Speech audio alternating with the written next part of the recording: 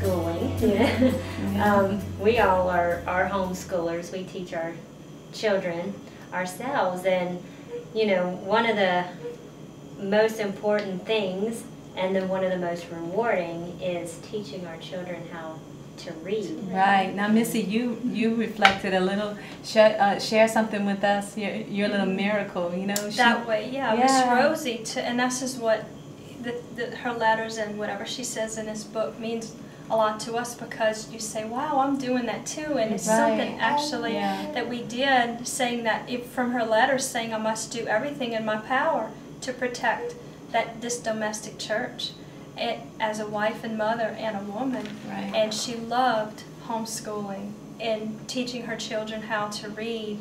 And one of the things that she said was that I do believe that teaching you children how to read was one of the most rewarding mothering skills I have experienced, and I have this underlined and highlighted in my book, because I kept saying, wow, I feel this way. Yes. I do that too. It's like a little miracle happens when they go from the unknown to the known. It's a little miracle, and you were part of it. You were in the middle of it. You were, it's very, very rewarding. Yeah, seeing that little light bulb go off. Yes. Wow, they finally got it. When they reach a concept, a new concept, and they really grasp it. It's a good feeling. It really is. And once they learn how to read, that's one of the main things. They can learn anything. They can, if they want to learn more about sewing, or for the boys, if they want to learn, they can learn how to sew. They can learn anything that they want to focus on, and we can move at their pace too. We can teach them more domestic duties too, like the girls especially. They hands-on can learn cooking and baking, helping with babies. And speaking of babies, Casey, you had told us about a little experiment that you had done in school. You want to tell us about that? In home ec in high school, everyone had to take a baby for a week, and it was a baby doll stuffed with like a bag of sugar, so it was heavy like a real baby, and you had to take care of the baby, keep it with you. So it was a little bit of introduction to motherhood, at the time. Right. And just to give you the responsibility, knowing that you had something else to take care of.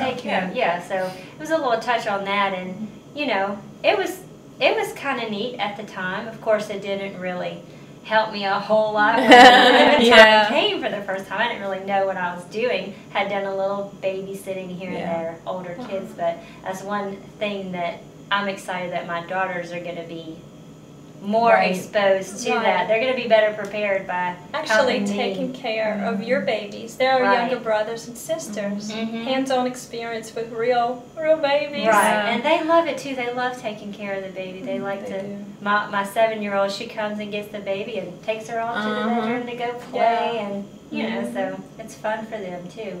That's a lot lot of baby doll.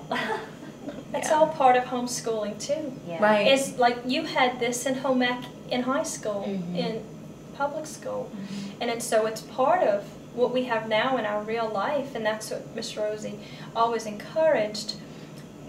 Talking about homeschooling, it's not just in a book sitting. It is academics, and we do that, and the reward of teaching them how to read, but also little activities that we do with homeschooling. We recently had a All Hallows Eve party on October 31st for Halloween, which is All Hallows Eve, and we teach our children it's All Holy's Eve, the eve before All Saints Day, and we can share a little bit about that, and it all blends in. It goes into homeschooling because we write a report, we have creativeness, and we sew and we make the costumes, and then they get up and they report, and they give that public speaking, they get experience with that, and they get a bag of candy. We play the games.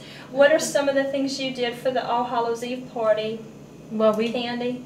We let them, they have to learn about their saint, and then once they read up on it, they have to write a report, and then they have to get up and speak. So that's public speaking, which is something you learn in school anyway, right? And it's all part of homeschooling.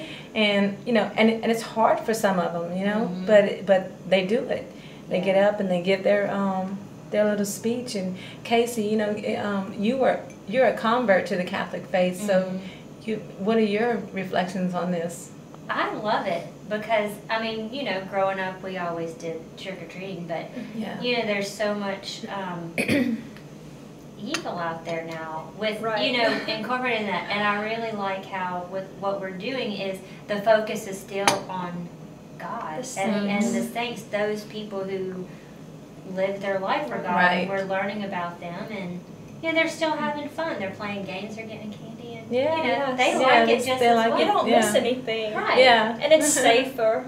Right. And more wholesome. And like we're talking about from Miss Rosie in their lives, we're teaching them, we're all trying to get to heaven. We're all called to be a saint, and this really makes it hands-on. They get to dress up. Yeah. Kids love to dress up. And like the saints.